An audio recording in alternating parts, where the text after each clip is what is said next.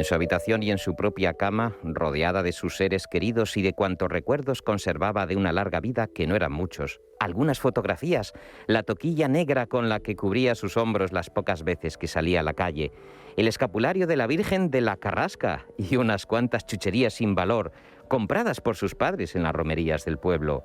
Así murió la abuela, como Dios manda, como moría la gente por aquellos tiempos, sintiendo el calor de sus muebles, de sus ropas, de sus gentes. Cabalgando sobre un caballo de cartón de Miguel de los Santos en la editorial Sargantana es nuestra siguiente recomendación de un muy querido amigo del Marcapáginas. Miguel de los Santos, muy buenas tardes. Muy buenas tardes, David, encantado. Me ha emocionado escuchar el texto de quien pudiera ser familiar mío por el apellido, pero sí, que no lo es. Sí, vamos de los Santos a de los Santos. Sí. Exacto. Me ha parecido un relato maravilloso y desde luego tentador para colocar inmediatamente el marcapáginas en la primera de ellas y seguir leyendo. Bueno, amigo Miguel de los Santos, maestro de periodistas, de radiofonistas, un auténtico apasionado de la literatura, de la comunicación y, bueno, uno de los grandes fundadores de la Academia de la Televisión. Nos encontramos con esta obra literaria tuya que además plantea una visión también de una etapa muy convulsa de nuestra historia y que tú consideras que es como si cabalgáramos sobre un caballo de cartón. Efectivamente, porque se trata de una época en la que en realidad la sociedad, la gente, el individuo y también las instituciones se balanceaban hacia adelante, hacia detrás, sin encontrar la ruta real del futuro. Era tal el desconcierto a finales del siglo XIX y principios del siglo XX que había en la sociedad española, que daba la sensación de eso, del caballito típico de cartón de aquella época que se balancea pero nunca corre. En esta novela, además, con ese telón de fondo que hemos estado comentando, la historia de España, empiezas además, querido Miguel de los Santos, a finales del XIX y recorres, podríamos decir, un siglo entero, ¿no? Para llevar a cabo ese viaje temporal, Miguel, para retrotraer desde ese 1800 y mucho hasta los años 60, ¿qué saltos has tenido que hacer? ¿Cómo has elegido esos momentos históricos? En realidad me he basado un poco en los recuerdos familiares, recuerdos de mi infancia, y sobre todo he tomado como referencia la figura de mi abuela paterna, que para mí fue un personaje único, irrepetible y recordable para siempre, ¿no? Fue una mujer, como he dicho en alguna que otra ocasión, humilde, sabia y hermosa. Y esas tres condiciones, cuando se dan en una persona que además ha nacido en un entorno casi miserable de aquellos años, en una pequeña pedanía de la llanura manchega, tiene aún un mayor valor de atractivo para alguien que quiere transmitir sentimientos. Y en ese caso yo me planteé utilizarla como arquetipo de lo que quería ser un homenaje a esa figura matriarcal que son las abuelas en todas las familias.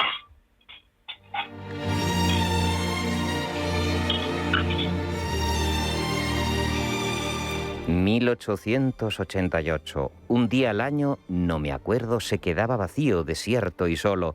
Todos sus habitantes se levantaban con la aurora, enjaezaban sus mulas y caballos, cargaban los carros, las carretas y las tartanas, con todo tipo de provisiones, y se ponían en marcha hacia las tierras de Montiel y Alhambra.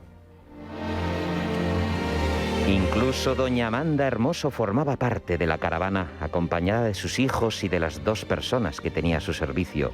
Javier, Anastasio y Julián eran tres mozalbetes de 14, 12 y 10 años respectivamente, y ninguno de ellos sabía lo que era disfrutar del proteccionismo y la habitual orientación paterna. Es más, Julián, el menor de los tres, ni tan siquiera había llegado a conocerlo. Su padre, un joven coronel del ejército realista español, había resultado muerto en las últimas refriegas de la Guerra de los 10 años en Cuba, donde fue enviado al mando de uno de los últimos retenes de refuerzo para intentar sofocar la rebelión. Tuvo poca suerte el coronel Javier Laguna al ser destinado a esta misión cuando ya estaba todo perdido. Su esposa estaba embarazada de 6 meses. El 10 de febrero de 1878, el general Arsenio Martínez Campos había firmado un documento de paz con el llamado Comité del Centro Cubano, que fue reconocido como el Pacto del Zanjón. Pero el general Maceo, que encabezaba la insurgencia, dictó por su cuenta una orden de desobediencia a dicho pacto, que fue denominada la Protesta de Baraguá. Continuaron pues las refriegas y en una de ellas perdió la vida el coronel Laguna, semanas antes de que su esposa Amanda Hermoso diera a luz a su tercer hijo, Julián, en la casona de aquella pedanía manchega. Hablamos con Miguel de los Santos de esta maravillosa historia de Cabalgando sobre un caballo de cartón, editorial Sargantana. Miguel, cuántos recuerdos, cuánto dolor, también cuánta alegría, pero nos resulta muy difícil, ¿verdad?, en el año 2022 hacernos a la idea de la lucha de aquellas familias, de aquellos retos, de aquellas vidas que pendían de un hilo y que, sin embargo, como tú bien lo explicas en el libro, cabalgaban a lomos de un caballo de cartón, de la ilusión, de la esperanza y, por qué no decirlo también, de la felicidad. Así es. Esa es la... Sí, dinos, Miguel. No, perdóname. Iba a decir que esa parte es la otra cara del espejo. Es la familia poderosa, representada por una señora inolvidable, que en realidad fue un poco el eje del giro que la protagonista tiene que dar, se ve obligada a dar a su vida. Pero bueno, ese es un misterio que desvela la novela y que viene a demostrarnos cómo los grandes acontecimientos históricos y sociales de un país pueden llegar a influir en el destino de una familia humilde como es la de la protagonista, la de la abuela Carmen. Miguel, tú que has estado ampliando tu perspectiva histórica, retrotrayéndote, como decía, a tiempos del romanticismo, ¿qué queda en España de aquel romanticismo, de aquel idealismo del 19, ya hacia el final de tu novela, años casi 1960, ¿se conservó algo, se guardó ese idealismo? Bueno, dudo mucho que se conservara nada. Hoy día, desde luego, de aquel idealismo, de aquellos valores, lamentablemente queda muy poco.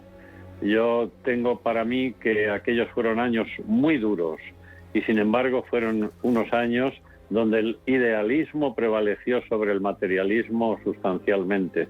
De no ser así, yo creo que aquella especie de gente que poblaba nuestro querido país no hubiera subsistido, no hubiera sobrevivido. Eran luchadores, eran gente de fuerza, gente de espíritu, gente que creía en muchas cosas que hoy hemos perdido, desgraciadamente.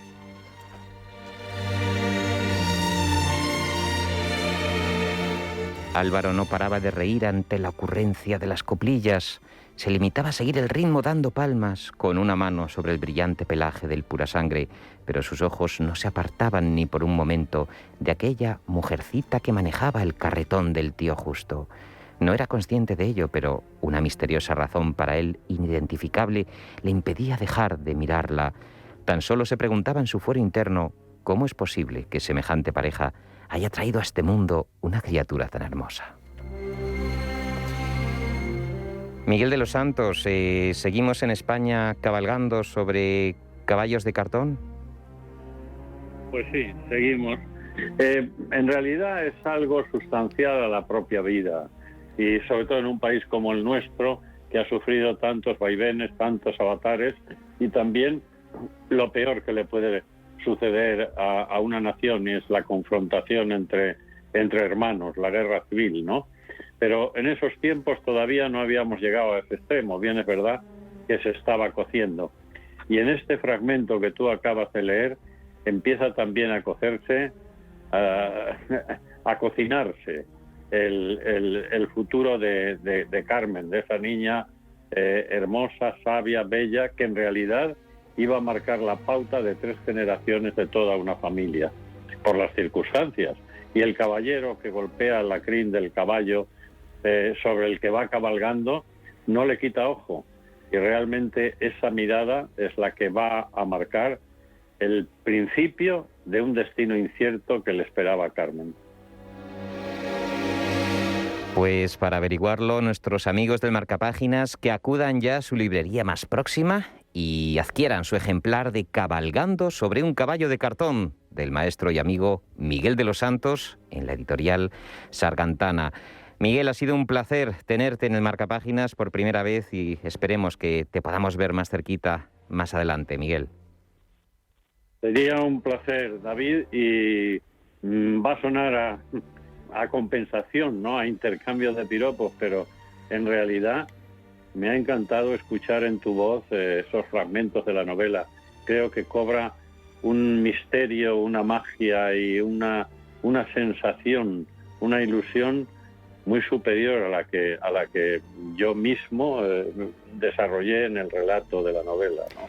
Me ha parecido magistral la manera de presentarla y de incentivar a tus oyentes de Intereconomía, del Marcapáginas, para que se metan en esta historia de vida y de pasiones. Un abrazo muy grande, maestro.